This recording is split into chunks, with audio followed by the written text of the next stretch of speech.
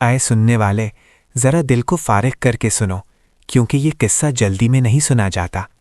ये उस ज़माने का वाक़या है जब शहरों के दरवाजे रात को बंद होते थे, जब चिराग की रोशनी अंधेरे से बात करती थी और जब आदमी अपनी इज्जत को सोने से ज़्यादा भारी समझता था।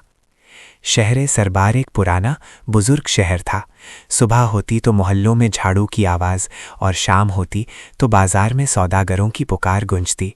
हवा में कभी चमड़े की, कभी लोबान की और कभी गर्म रोटी की खुशबू घुली होती। इस शहर के लोग सख्त भी थे और नरम दिल भी, बिल्कुल इस शहर की दीवारों की तरह।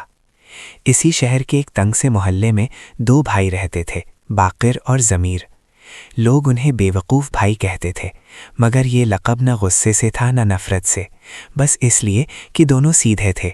दुनिया की चालाकी उनकी समझ से बाहर थी। बाकिर जब हंसा करता तो लगता जैसे सारी गलियां रोशन हो गई हो। ज़मीर बोलता तो ज़्यादा सोचे बगैर बोल देता, फिर बाद में खुद ही शर्मिंदा होता।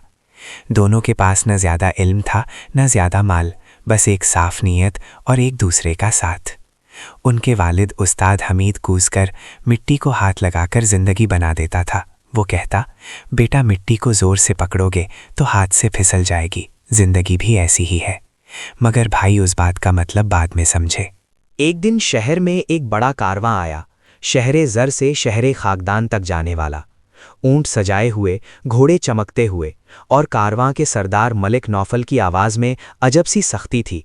उसने कहा, जो मेरे साथ चलेगा उसे मेहनत का पूरा सिला मिलेगा। बाकिर और ज़मीर ने एक दूसरे को देखा। घर में रोटी कम थी और उम्मीद ज़्यादा। दोनों ने हाँ कर दी। माँ ने जाते वक्त सिर पर हाथ रखा और सिर्फ इतना कहा, बेटा ज़ुबान कम और सब्र ज़्यादा रखना। सफ़र शुरू हुआ। दिन को धूप जिस्म को जलाती, रात को सर्दी हड्डियों में उतरती। रेगिस्तान की खामोशी ऐसी होती कि आदमी अपनी सोच से डर जाता। इसी सफ़र में उन्हें एक बुज़ुर्ग मिले, बाबा सकील।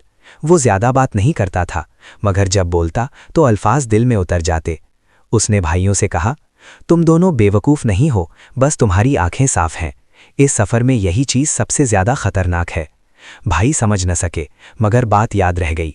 3 रात बाद किस्मत ने रंग बदला।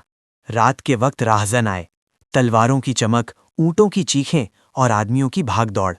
सुबह हुई तो कारवा का सरदार मालिक नौफल मरा पड़ा था और उसका एक राज भी गायब था, एक पुराना नक्शा।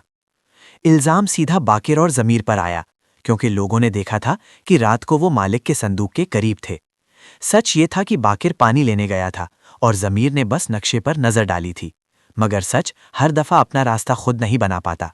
उन्हें जंजीरों में बंध दिया गया। कैद खाने की हवा में नमी थी, दीवारों पर पुराने गुनाहों के निशान। ज़मीर रात भर जगता रहता और बाकिर चुपचाप बैठकर बाप की बात याद करता। यहीं पर राज खुला। बाबा सकील दोबारा आए, इस दफ़ा पहरेदार के लिबास में। उन्होंने धीमी आवाज़ में कहा, मालिक नौफल खुद धोखेबाज था। नक्शा शहर के पुराने ख़जाने का है, कत्ल उसके अपने आदमी ने किया। मगर सच के साथ भी इम्तिहान ख़त्म नहीं होता। एक रात कैद खाने में आग लग गई, शोर, धुआं और मौत की बू। इसी अफरा तफरी में भाई भाग निकले। भागते हुए ज़मीर गिर पड़ा, बाकिर ने उसे उठाया। यहीं बेवकूफ़ी का पहला इनाम मिला, भाई का भाई पर यकीन। वो वापस शहर सरबार आए, थके हुए, भूखे, मगर सच के साथ। सुल्तान फ़रोख़ के दरबार में सब बयान किया। दरबार में खामोशी छा गई। फिर बाबा सकील आगे आए और बोले, जो सच के साथ आता है उसे देर लग सकती है, मगर मंजिल मिलती ज़रूर है। नक्शा मिला, ख़जाना भी, मगर सुल्तान ने ख़जाना अवाम पर खर्च किया। भाइयों को सिर्फ इज्जत मिली और शहर में उन्हें अब बेवकूफ़ नहीं, सीधे दिल वाले कहा जाने लगा। ऐ सुनने वाले, इस किस्से का सबक ये है, अक़ल कम हो सकती है, मगर नीयत अगर साफ़ हो तो रास्ता खुद बन जाता है। और याद रखना, दुनिया के सबसे ख़तरनाक लोग हमेशा चालाक नहीं होते, कभी कभी वो होते हैं जो बेवकूफ़ों को कमज़ोर समझ लेते हैं। ये किस्सा ख़त्म हुआ, मगर शहर सरबार की हवा आज भी गवाही देती है कि 2 बेवकूफ़ भाई भी तारीख़ का रुख समझ सकते हैं।